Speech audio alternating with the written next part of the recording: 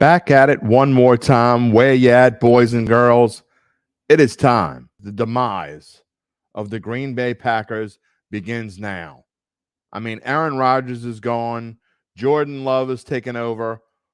There is absolutely nothing you could possibly like about this team.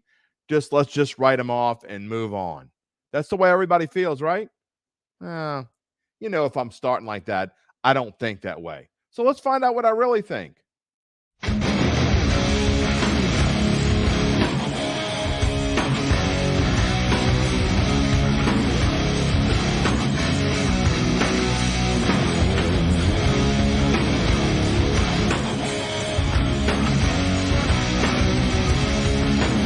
Time for the Green Bay Packers, our 23rd of 32 trips down team preview lane. I am Jim Derry. This is bet.nola.com, powered by the Dattitude Podcast. And what do we think about the Green Bay Packers now that Aaron Rodgers has moved on, Jordan Love has moved in? So tell me if you've heard this story before. A quarterback is drafted by the Green Bay Packers. He sits for 3 years under this future Hall of Famer, and then finally gets his chance. Where does this story sound familiar? Where did it play out? Oh, it played out with Aaron Rodgers before, but Jordan Love can't be any good. He can't possibly be any good. His accuracy is terrible. They've lost so many receivers. We don't like his coach. They haven't done this. They haven't done that. Yeah, well, I don't care if I give you a spoiler alert. I don't feel that way at all. I think the Packers are in very capable hands. I'm not going to give you my exact prediction yet, but we're going to take a walk down the line, so to speak, and I'm going to tell you why I think Jordan Love is ready to go. Look, I don't care what he's done in preseason. I don't care what he's done in his short little chances to show his stuff. Remember that Kansas City game where he got a chance to start and he kind of didn't do anything? What was it, 10-7 or something along those lines? I think he got a chance against San Francisco as well. Whatever it is, I keep hearing great athlete. Accuracy is a concern. Well, how do we know? How do we know this until he gets a chance? Look, I think he has all the tools to be the kind of quarterback that the Packers are looking for. And the fact, other than Allen Lazard, what have they really lost? What has this team really lost? Look at the bottom of the screen. I mean, nothing really on defense. They lost Robert Tonyan and Mercedes Lewis, which isn't on the screen. But they drafted 2 tight ends, including one in the second round, and Luke Musgrave. So, look, Aaron Jones has had his share of moments where he's been hurt. He also got in the doghouse for a little while last year. I'm not sure if it was Aaron Rodgers' doghouse or if it was Matt LaFleur's doghouse, but he certainly was in there for a little bit, ready to come back and come back strong, along with A.J. Dillon, who it seems like every year A.J. Dillon has taken the next step to becoming that number one running back that everyone wants him to be. I think there are 2 ones. I think both of these guys are 1 and 1A or 1A and 1B, whatever you want to call it. I think they're both going to get their fair share of touches. I like A.J. Dillon this year. If you're in fantasy football, he can be gotten a lot later than he's worth. That's one of the sleepers to me. Could be gotten. This guy doesn't know how to speak. Whatever. You know what I mean. You know what I'm talking about. But when it all comes down to it, I want to talk about the receivers because people are talking about Allen Lazard being gone, and yeah, it's a big deal. Christian Watson really towards the end of the season, he didn't start off hot. He didn't start off great, and he only finished with 41 catches for 611 yards, 7 scores.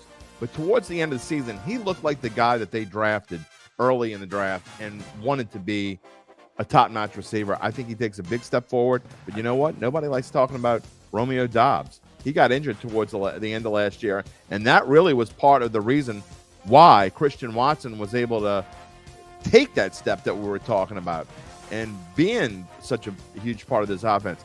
And if you look at Dobbs' number, he actually had 1 more catch than Watson did with 42.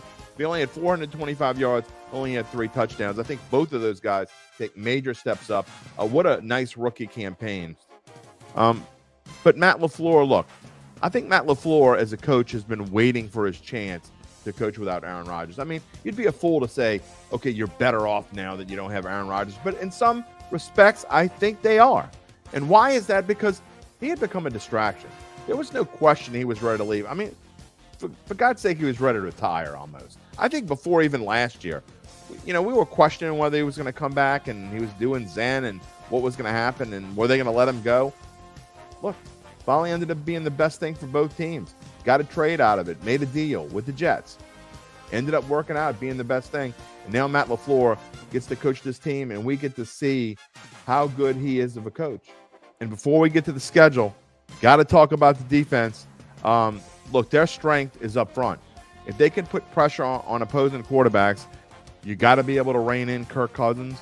You got to be ready to stop Justin Fields, and you certainly got to put some pressure on Jared Goff for you to have a chance to win this division. Some nice numbers on the screen, except when it comes to rushing defense. They had trouble stopping the run, but if this defensive front can do that, again, you're talking about guys like Kenny Clark and Devontae Wyatt on the ends. They were able to do their jobs last year. You see from left to right, Kenny Clark on the left. Can they do that again? I think they can, but they have got to improve that number, that rushing yards per game number that cannot be 26. And here's one reason to be super optimistic about the Packers. When we look at a schedule, the first thing we look at is that number in the top right. Toughest schedule. 21st toughest schedule, which right off the bat tells us it's easier than an average schedule. Numbers based off of win-loss, projected win-loss totals by Caesars Sportsbook. But when I dive into it, for the Packers, I think this schedule is actually easier than that number, 21st toughest. I'd put it more like 25th, 26th, and especially the way that it starts. I mean, it might be surprising, but it wouldn't be shocking if these Packers started out 5-0. Just look at the schedule. Of course, you're starting on the road for 2 straight games is tough. But at Chicago, at Atlanta, if you're going to start on the road, those are 2 places you might as well start. I mean, not bad. Then you get your home opener on September 24th against the Saints before you on a short week, but at least you're at home against the Lions on September 28th. I think that game is going to tell us a lot about this division. Remember last year when I was talking about Green Bay and Minnesota playing in week 1 was going to tell us a lot about how this division was going to go?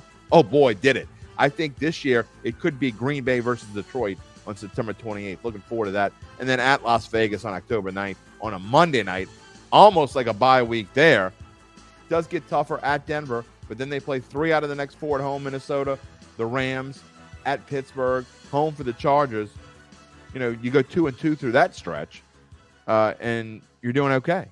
And then you got at Detroit on Thanksgiving before you get, to me, the last real toughie on this list. Kansas City at home on a Sunday night. That is, to me, the last tough game on this schedule, because then you run off at the Giants. If this team is anywhere over 500 when they get to at the Giants on December 11th, look out, because they could make a nice little run there at the end. At the Giants, Tampa Bay at home, a cold Lambeau with Tampa Bay coming to town, at Carolina, at Minnesota, home for Chicago to end the season. Oh, drum roll, please. Look, I think I'm being on the low side. I'm being conservative, I think, when I say 10-7. I think this could be an 11 or a 12-win kind of team. You're talking about a team that disappointed last year because Aaron Rodgers was just – it was a crap show. I'm not going to say the word. It was just a mess. You're talking about a 13-14 from the year before, went 8-9 last year. I don't see any reason why they can't go 11-6. I love both of these bets. I think you're getting great value. This might end up being the number 1 value. I'm going to have to go through my list because I am going to run a top 10 value plays and futures. This might be number 1 on my list. If not, it's 100% in the top 5. Plus 360 to win the NFC North. I don't even think it's just a value. I think the Packers do win the NFC North, and their alt over wins. You can find it on Caesars Sportsbook and just about everywhere. Alt over 9.5 at plus 240. Another great bargain. Let's see what Jordan Love does. But if he does anything, this is going to be a really good team. You sleep on them, you're gonna be sorry you slept on them.